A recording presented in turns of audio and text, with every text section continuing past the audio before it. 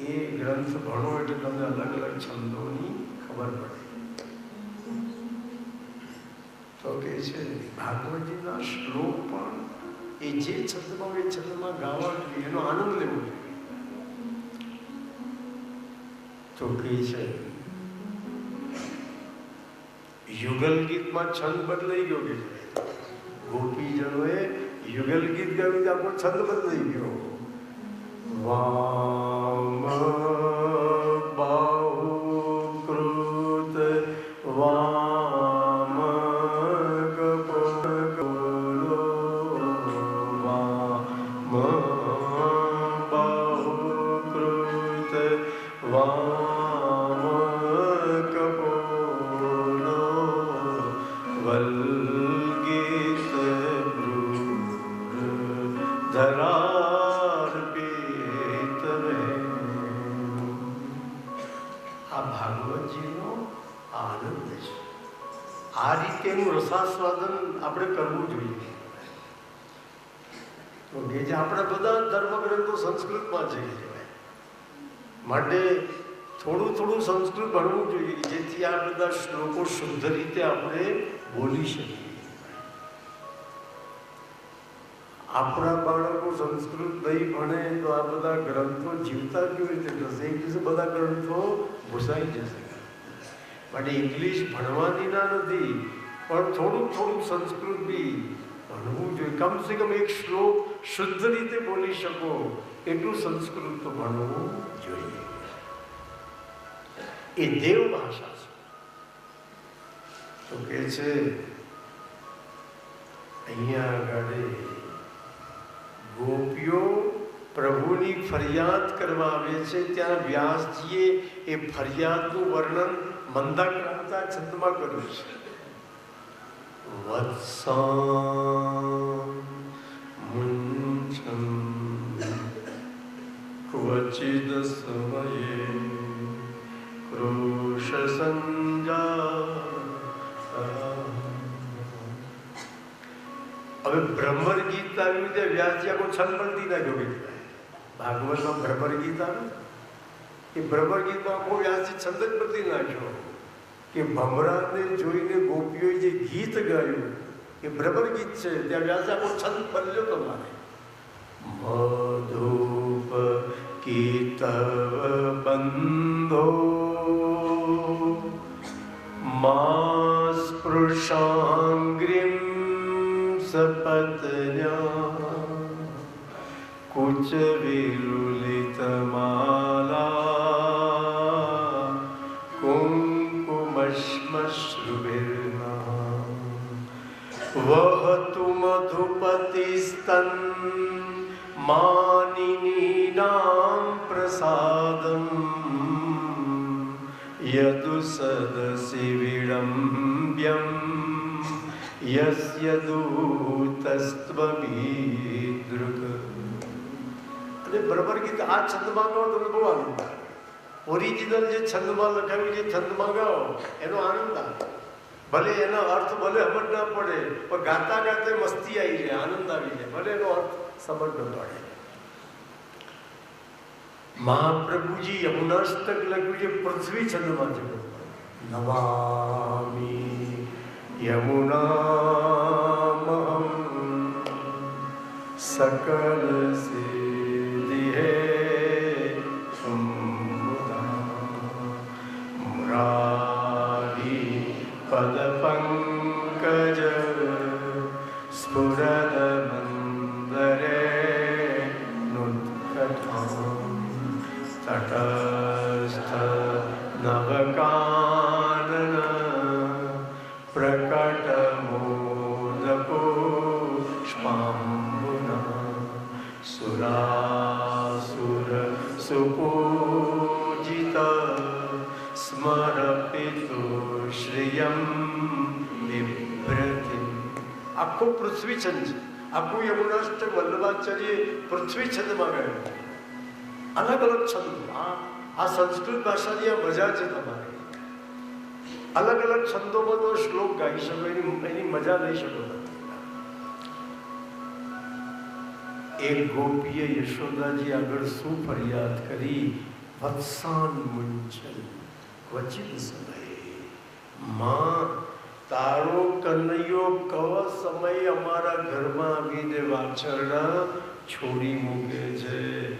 યશોદાજીએ કીધું તમે એને પગાર આપો છો સમયસર વાછરડા છોડવા. માં આવડી ચોટી દો કે તમે પગાર આપો છો કે ટાઈમસર વાછરડા છોડવા. એક તો ફ્રી સર્વિસ આપવાની ઉપર દાદાગીરી કરી. એક ગોપીએ કીધું, યશોદાજી ગોપીઓને કીધું તમે એના પર ગુસ્સો કરો મારા કનૈયા પર, એને સુધારવું પડશે આપણે. તમે ગુસ્સો નહીં કરો તો સુધરશે કેવી રીતે? એક ગોપી બોલી કોઠા ગુસ્સો કરીએ. આ ગઈકાલે મારા ઘેરથી ચોરી કરીને ભાગતો તો મેં પકડ્યો. હું તારા કનૈયાને ધમકાવવા લાગી કે સારા ઘરના છોકરા થઈને ચોરી ચપાટી કરીએ સારું ના કહેવાય, અને લાલા તું ચોર તરીકે બદનામ થઈશ તો તને ગામમાં કોઈ કન્યા બી નહીં આપે. હું તો તારા કનૈયાને સમજાવવા ગઈ, મને ખબર નહીં કે એના મોઢામાં છાશ ભરેલી છે. તેને એક હાથ બે આંગળીઓ મોંમાં મૂકી એવી સીધી પિચકારી છાશની છોડી, મારી આંખ પર ખાટી છાશની પિચકારી છોડી. હું તો આંખો છોડવા ગઈ ત્યાં તારો કનૈયો ક્યાં ભાગી ગયો મને ખબર પડી. એને હું ગુસ્સો કરી, એ તો એવો હોશિયાર પણ છાશની પિચકારી છોડી દીધું. અને એક ગોપીએ તો કીધું માં મરકાન ભોક્ષ્યન વિભજતી સચે. એ માખણ ખાઈને તો આપણે રાજી થઈ, ચલો કનૈયાના પેટમાં તો માખણ ગયું, પણ એ માખણ નથી ખાતો, મરકાન બંદરોને ખવડાવે છે. એ કેમ પોસાય? મોંઘામાનું માખણ બંદરોને ખવડાવે. અરે એક ગોપીએ કીધું માં ગઈકાલે મારી છોકરીના લગ્ન હતા, હજી જાનવાળા તો જમ્યાય નથી, મેં તો 5 પકવાન બનાવેલા નાથમાં. એટલામાં કનૈયાના ચમચાઓ મારા ઘેર આવીને ઊભા થઈ ગયા. ગોપી અમને કનૈયાએ મોકલ્યા છે, અયોધ્યાથી 200-300 મહાત્માઓ આવ્યા છે, એમને જમાડવાના છે. મીઠાઈયા તે માં મેં 2 ટોપલા ભરીને મીઠાઈ આપી દીધી કે મારી છોકરી કેટલી ભાગ્યશાળી, એના જન્મટાણે અયોધ્યાથી મહાત્મા આવ્યા. પછી મને થયું બધા મહાત્માઓ જમી રહ્યા હશે, લાવો એમને જરા દક્ષિણા આપી આવું. હું ઉતાવળી યમુના કિનારે આવી, અને યમુના કિનારે મેં શું જોયું કે કનૈયાની સામે 200-300 માકડા બેઠેલા, અને કનૈયો બધા બંદરોને મીઠાઈ ખવડાવતો તો ન ખાઓ, તમે રામાયણમાં ઘણી મહેનત કરી છે, આ વખત જલસા કરો, ખાઓ ખાઓ. મેં કનૈયાને જઈને કહું લાલા પેલા અયોધ્યાથી મહાત્માઓ આવ્યા હતા એ જમીને ગયા, મારે દક્ષિણ આપવાની હતી. એ કનૈયાએ કીધું અમે બેઠેલા તને કોણ દેખાય છે? આ બધા અયોધ્યાથી આવેલા છે. ગોપી આના કરતા સારા મહાત્મા તને દુનિયામાં બી નહીં મળે. આ બધા મહાત્માઓ 12 મહિના ઝાડ પર જ રહે છે. આ બધા ફલાહારી બાબા છે, 12 મહિના ફલાહાર કરે છે. આ બધા દિગંબર સાધુઓ છે, કપડાં પહેરવાની તમને બાધા જ લીધી છે. આના કરતા સારા મહાત્મા તને દુનિયામાં નહીં મળે. તેમાં મોંઘામાંની મીઠાઈ પણ બંદરોને ખવડાવે. એ ખાય તો અમે રાજી થઈ જઈએ, પણ બંદરોને ખવડાવે. અને યશોદાજીએ કીધું એક કામ કરો, તમારા માટલા ઊંચે લટકાવો, મારા કનૈયાનો હાથ પહોંચે જ નહીં તો કાંથી ચોરી કરવાનો હતો. તે ગોપીઓએ કીધું અમે એ પ્રયોગ બાકી રાખ્યો છે, અમે અમારા માટલા એકદમ ઊંચે લટકાવીએ, પણ તારો કનૈયો આવે એટલે સર્કસના દાવ ચાલુ થઈ જાય. અલા મધુમંગલ ઘોડો થઈ જાય. મધુમંગલની પર શ્રીદામાં ઘોડો, બધા ટોપ પર ભગવાન ચડે, મટકી ગમે તેટલી ઊંચી લટકાવી તો ફોડે, અને મટકી ફૂટે, જે માખણ નીકળે કનૈયાના મુખમાં, કનૈયાના મુખમાં છટકે, નીચે ગોવાળિયાના મુખમાં છટકે, નીચે બંદરો બેઠે, બધું સાટી જાય. કોઈ પ્રૂભટ નહીં રહેવા દેવા. માટલા ઊંચે લટકાવીએ તો બધા છોકરાને ઘોડો કરીને ઉપર ચડી ગોવિંદા સ્ટાઇલથી બધું પતાવી નાખી. ત્યારે એક ગોપીએ તો કીધું એટલો જબરો છે, ગઈકાલે મારા ઘેર ચોરી કરવા આવ્યો અને મને તો ખબર જ હતી કે આજકાલમાં શિશુ ચોર મંડળીવાળા મારા ઘેર આવવાના જ છે. એટલે પહેલેથી માખણ મિશ્રી મારી બહેનપણી ત્યાં જઈને મૂકી આવેલી અને શિશુ ચોર મંડળીવાળા મારા ઘેર આવ્યા. એમને મારા ઘરમાં માખણ મિશ્રી ના મળી. એ કનૈયો એવો ખીજવાયો, મારો છોકરો ઘોડિયામાં હોતો તેને એવા ચૂંટલા કર્યા કે તારી માં કંજૂસની કાકી છે, એને મારા માટે કશું રાખ્યું નહીં, બધું પ્રસાદ ખાધો નથી એમ કંઈ મારા છોકરાને એવા ચૂંટલા કરે. ઊંઘતો તો એવો રડાયો, એટલો ઉઠાડ્યો. માં તારો કનૈયો અમારા ઘરમાં આવે ને માખણ મિશ્રી ના મળે તો અમારા સુતેલા છોકરા ચૂંટલા કરીને ઉઠાડે. ભગવાન કે છે માં મારું કામ તો સુતેલાને જગાડવાનું. ઉપનિષદનો મંત્ર છે ઉત્તિષ્ઠત જાગૃત પ્રાપ્ય વરાન નિબોધત. આ ઉપનિષદનો મંત્ર સ્વામી વિવેકાનંદે દુનિયાને આપ્યો. સ્વામી વિવેકાનંદ એમના ભાષણમાં ઉપનિષદનું આ વાક્ય કાયમ બોલતા, ઉત્તિષ્ઠત જાગૃત પ્રાપ્ય વરાન નિબોધત.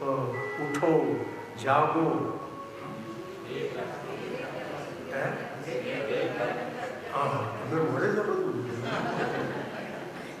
ઉઠો, જાગો અને જ્યાં સુધી તમારા લક્ષ્યની પ્રાપ્તિ ન થાય ત્યાં સુધી ચરઈ વેતી દોડતા દોડતા.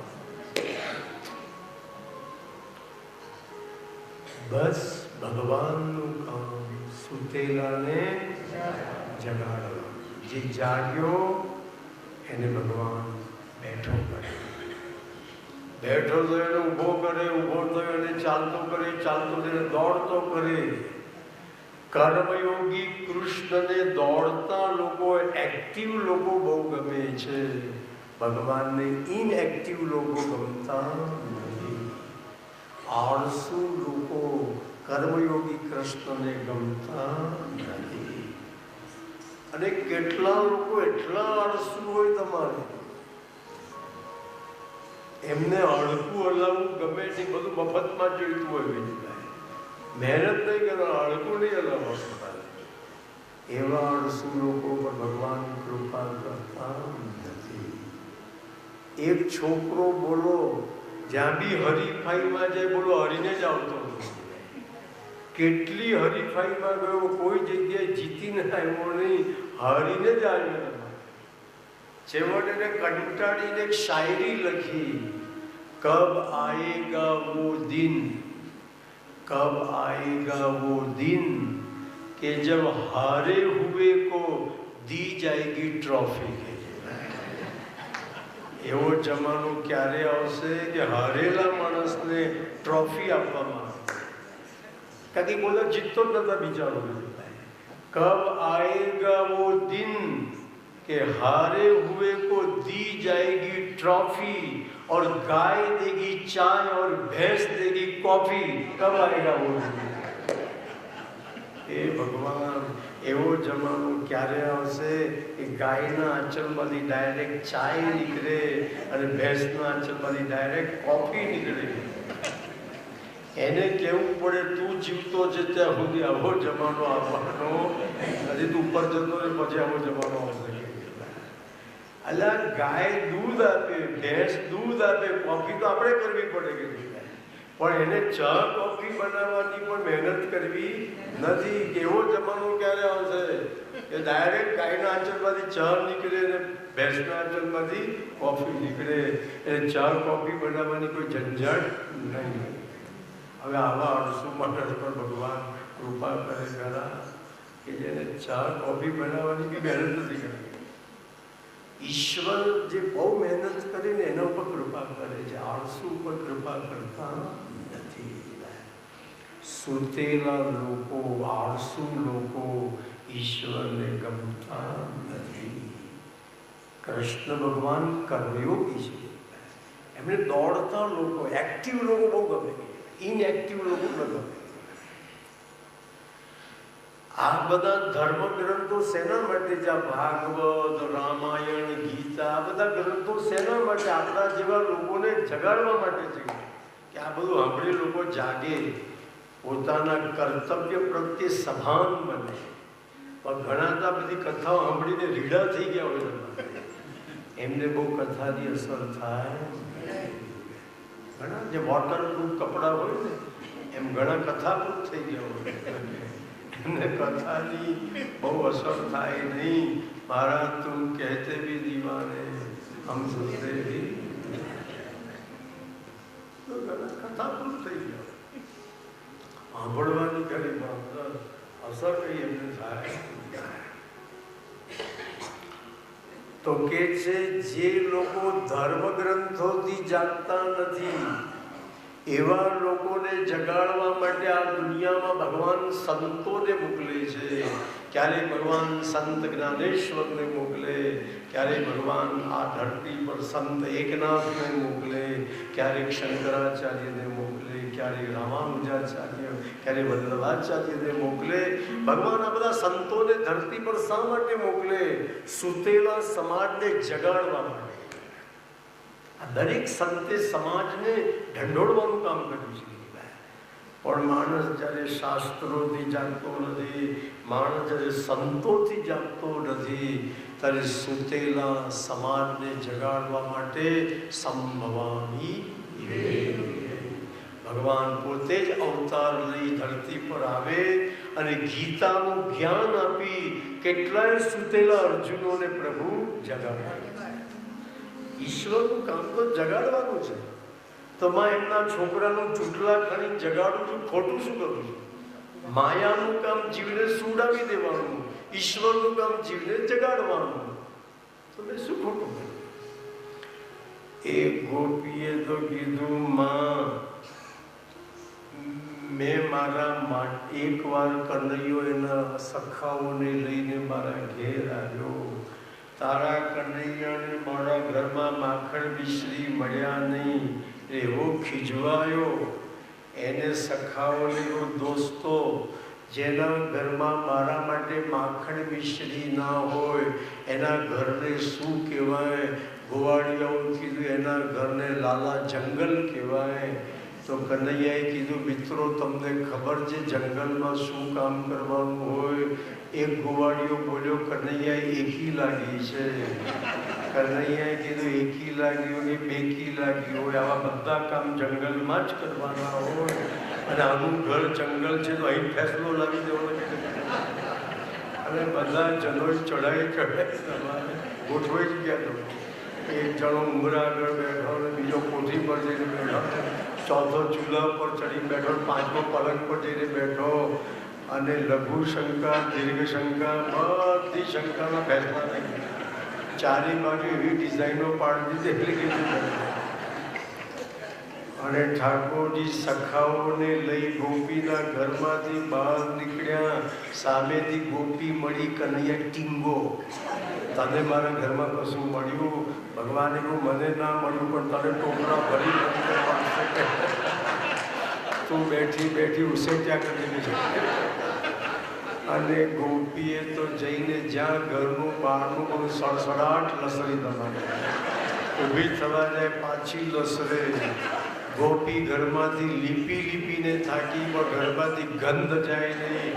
કેટલી તો અગરબત્તીઓ હળગાવી કે છે. એના ઘરવાળાએ કીધું, આના કરતાં તે કનૈયાને 100 ગ્રામ માખણ આપી દીધું હોત તો તું આ ગંદકીમાંથી તો બચી જાત ને. પણ ગોપીએ કીધું, મને શું ખબર કે કનૈયો આટલો ગંદકો હશે અને આવું કરશે. તમને થશે કે આ કથામાં શું સાંભળવાનું? આ તો ભગવાનનું ચાઇલ્ડિશપણું કહેવાય. દેખો, ભગવાનનું ચાઇલ્ડિશપણું નથી. ભગવાનની પ્રત્યેક લીલા દુનિયાને કંઈક બોધ આપવા માટે છે, દુનિયાને કંઈક શીખવાડવા માટે છે. ગોપીના ઘરમાં મળમૂત્ર નાખી ભગવાને દુનિયાને સંદેશ આપ્યો કે તમારી પાસે ગમે તેટલો વૈભવ હોય, પણ તમે ઘરના ઠાકોરજીને માખણ મિશ્રી બી ધરતા નથી, તો તમારો વૈભવ મારા માટે તો વિષ્ટા બરાબર છે, એની કોઈ કિંમત નથી. એટલે ગોપીના ઘરમાં વિષ્ટા ફેંકીને ભગવાન જતા. ઘણા લોકો પાસે ઘણું બધું હોય પણ ઘરના ઠાકોરને કશું ધરવાનું નહીં. ઘણા તો